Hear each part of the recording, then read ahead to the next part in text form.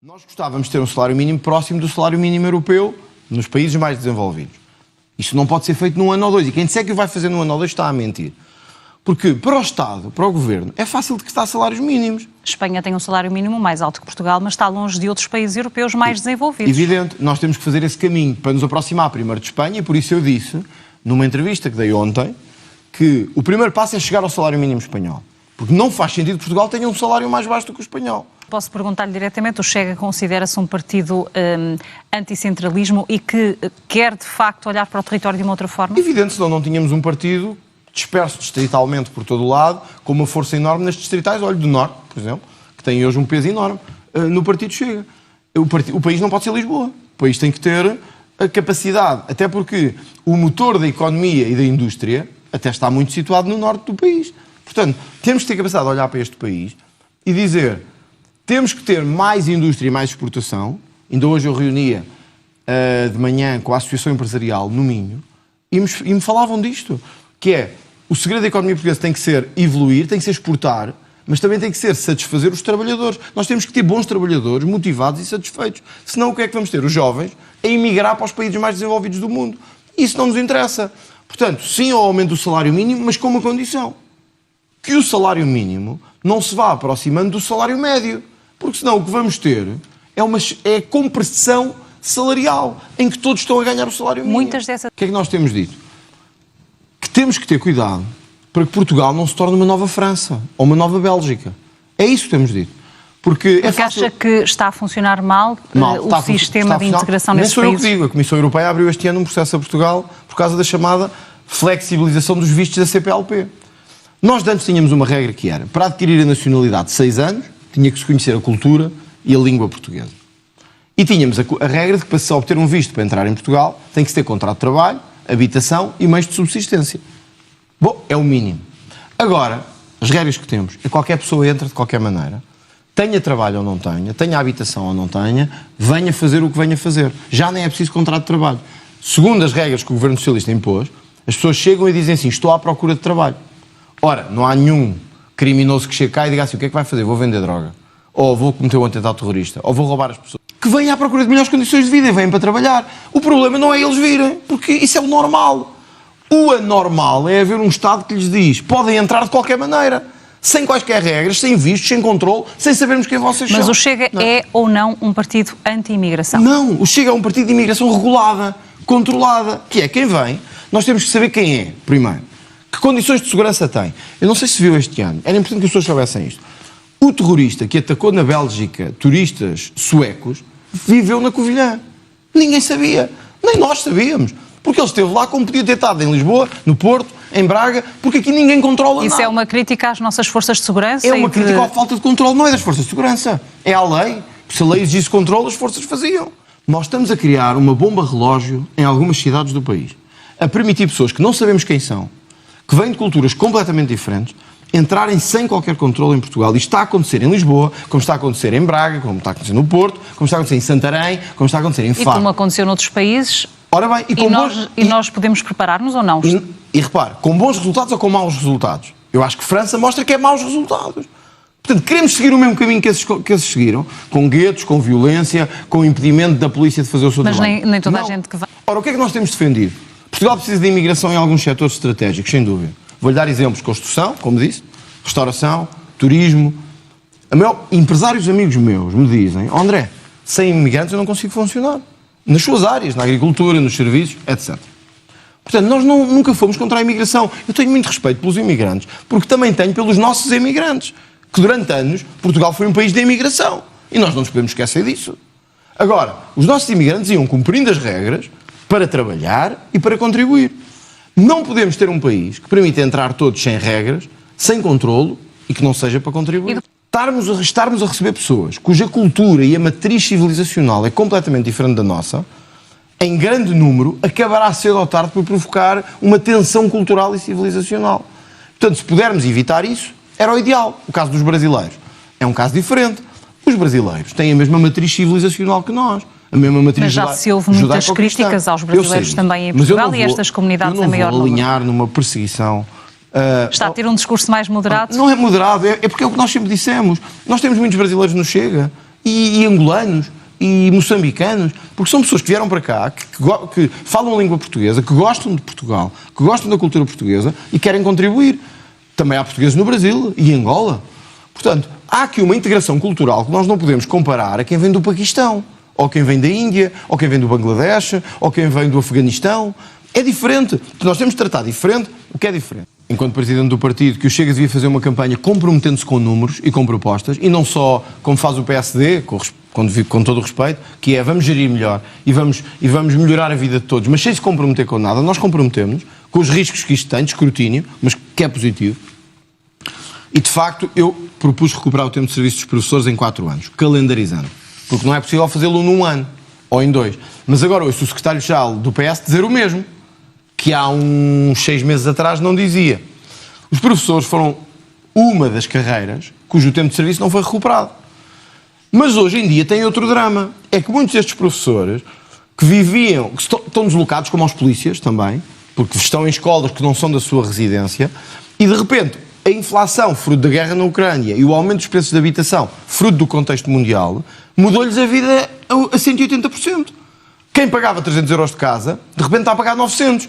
Ora, se ganha 1.200... E onde é que quer chegar com isso? Se ganha 1.200, como é que pode lá ficar? Não pode. Resultado, ou deixa de ser professor e imigra, ou nós temos que lhe recuperar alguma coisa. Daí o nosso esforço de dizer que tem que ser feita esta recuperação.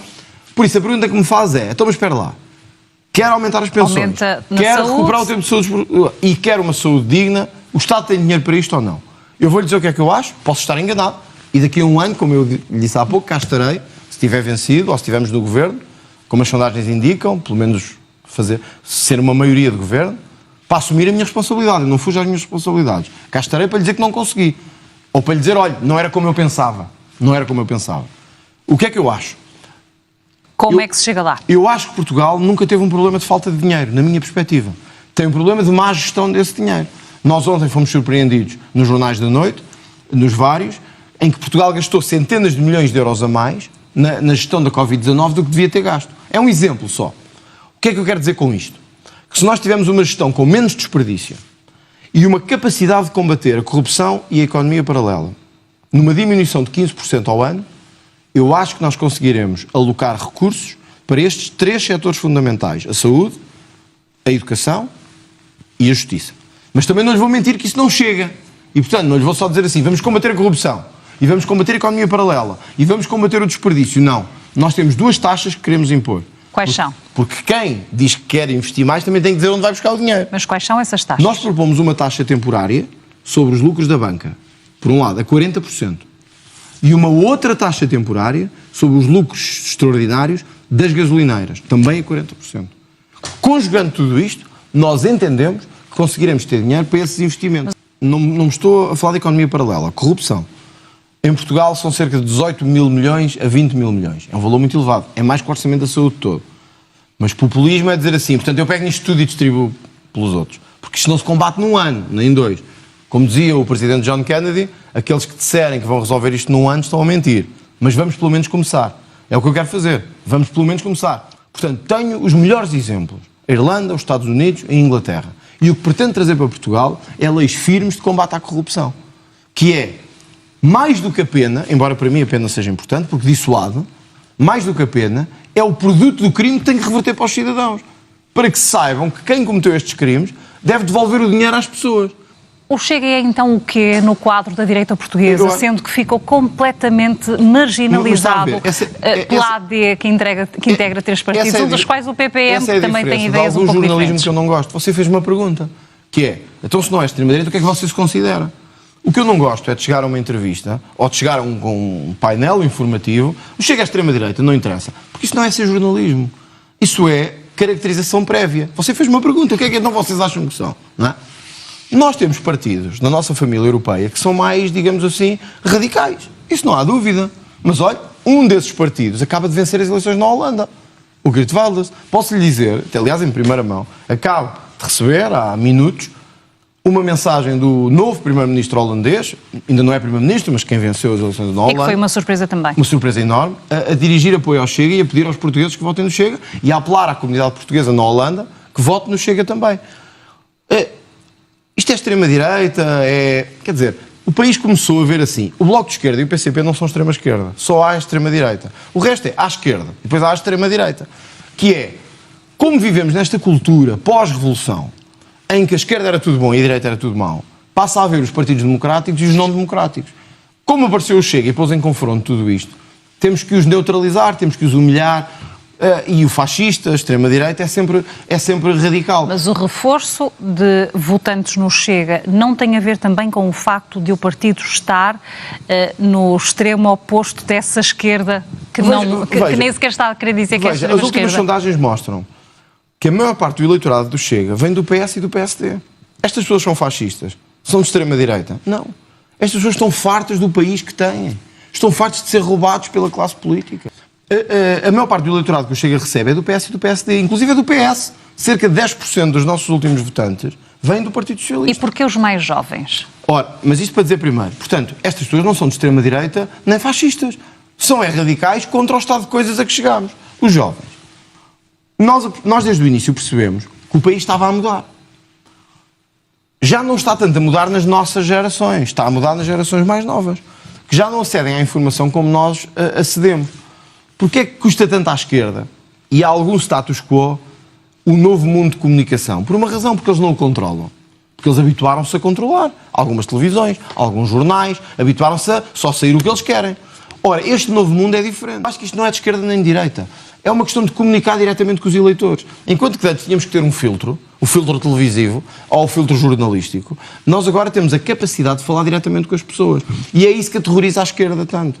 É que pela primeira vez eles não controlam as instituições que filtram a mensagem. E que nós dizíamos A, mas para o público passava B. Nós dizíamos C, para o público passava D. Agora não. Eu faço um vídeo no Instagram ou no TikTok, tem mais visualizações que a maior parte dos canais de cabo. E portanto eu estou a falar diretamente com os meus eleitores. E eles tomam a sua decisão. Gostam ou não gostam. Agora, a política não é o que nós gostamos. A política é o que é. É a arte do que é, não é a arte do que nós queremos. Portanto, se me disser assim, Montenegro, prefiro que você não existisse. Certo, mas eu existo e estou aqui, e o Chega também. O que não podemos fazer é assim. A AD diz que não quer o Chega para nada. E que não quer os votos do Chega. Mas que no dia a seguir venha pedir os votos do Chega. Para mim, o fundamental é isto. Que o PS não continua a governar a partir do 10 de março. E por isso achei estranho até ouvir palavras de Nuno Melo dizer que se o PS tiver mais votos deve governar. Não, não. Se a direita tiver mais votos deve governar a direita. Nós vamos, se tivermos mais votos à direita, com direita refiro-me a PSD, Chega, Iniciativa Liberal. Vamos desafiar todos a formar um governo. Se o PSD não quiser fazê-lo com Luís Montenegro, fará com outro. A mim isso é-me indiferente. Eu no Chega acabo de ser eleito, sei que serei eu a fazê-lo. E se houvesse um acordo com o PSD, aliança, enfim, quais seriam as suas condições? Ouça, primeiro o combate à corrupção. Há um ponto que para nós é fundamental e sem o qual estaremos fora. Se não houver combate à corrupção e se não houver independência da justiça, nós não estaremos nesse acordo. Porque o acordo tem que ser a garantia de que casos como este que tivemos, que levou à queda de António Costa, e que eu acho que envergonha qualquer país na Europa, se um primeiro-ministro se demitisse porque o seu chefe de gabinete tem 70 mil euros em caixas de vinho, ou livros, ou lá o que fosse, isto envergonha o país. E, portanto, nós temos que combater estes fenómenos com toda a nossa força. Se isto não estiver no acordo, nós estamos fora, isso garante. As sondagens estão-nos a dar 40 e tal deputados. Mas eu acredito que nós vamos ser... E os portugueses poderão confiar nesse grupo escolhido por si? Podem confiar, porque eu estou a lutar para ter escolhas credíveis, independentes muitas vezes, pessoas com currículo profissional que deem aos portugueses muita gente diz, confiança. Não sei quem são os elementos do Chega. Olha, também tenho que lhe dizer isto, também não sabem, porque nos últimos anos muita comunicação social, não é o caso do Porto Canal, mas muita comunicação, tem centrado única e exclusivamente o Chega na minha pessoa. E o Chega é muito mais do que eu. O Chega tem hoje, deixa-me dizer-lhe isto, que acho que é importante, o Chega deve ser o partido com mais militantes a par do Partido Socialista em Portugal. Nós temos mais de 50 mil militantes, que é um caso... Eu há poucos meses estive em Espanha. Espanha tem 4 vezes mais população que nós. E o Santiago Abascal disse-me que o Vox tinha 30 e tal mil militantes. O Chega, num país com 11 milhões de pessoas, tem 50 e tal mil militantes. Nós temos quadros, temos gente com vontade e temos gente disponível. Assim os portugueses escolham e queiram que o Chega possa fazer parte dessa solução.